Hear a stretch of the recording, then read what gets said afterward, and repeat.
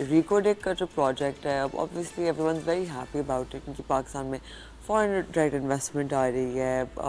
اے D B کے 410 million financing package کے ساتھ بیرک گولڈ کی آپریشنز لیڈ کر رہی ہیں اس پوری چیز کو. یہ اس کو کہا جا رہا ہے جس طرح سب جانتے ہیں کہ یہ چیزیں بولی جا رہی ہیں کہ یہ ایک مطلب پاکستان کی ریپوزیشننگ چل رہی ہے گلوبلی آپ کی اسپیشلی یہ جتنے قیمتی میٹلز اور چیزوں میں اس میں because the amount of copper and gold that is present. تو آپ کو کیا لگتا ہے کہ بیرک یہ ریکوڈیک کا جو پروجیکٹ ہے اس کے بعد پاکستان میں اور فارن ڈائریکٹ انویسٹمنٹ آئے گی بیکاز انویسٹر کانفیڈنس بڑھے گا؟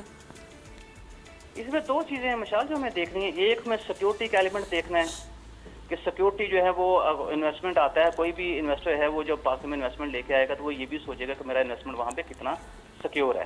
اس کے بعد وہ جو انفراسٹرکچر ہے اس کے بارے میں بات کرے گا کہ میں اگر انویسٹمنٹ لے کے آتا ہوں تو مجھے انفراسٹرکچر جو ہے اس تک ایکسیس جو ہے وہ میری آسان ہوگی یا مشکل ہوگی. پھر تیسری بات اس کے اندر آ جاتی ہے کہ آپ کا ہیومن کیپٹل جو ہے.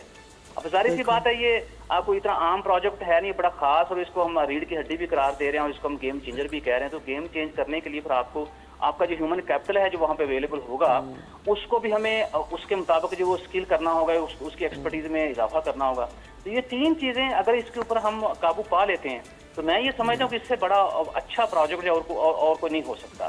لیکن پھر وہی بات کہ ہمیں سب سے پہلے یہ چیزیں دیکھنی ہے کہ یہ جو تینوں چیزیں میں نے آپ کو بتائی ہیں بیسکلی اس انوائرمنٹ کی بات میں نے کی ہے, اس بیسک جو چیزیں ان کی بات کی ہے کہ اس کو سیریسلی ہم لیں گے تو ہم ریکوڈیک کا منصوبہ جو ہے اس سے فائدہ بھی اٹھائیں گے, اور نہ کہ وفاق بلکہ بلوچستان جو ہے اس کی جو معیشت ہے اس میں بھی اضافہ ہوگا.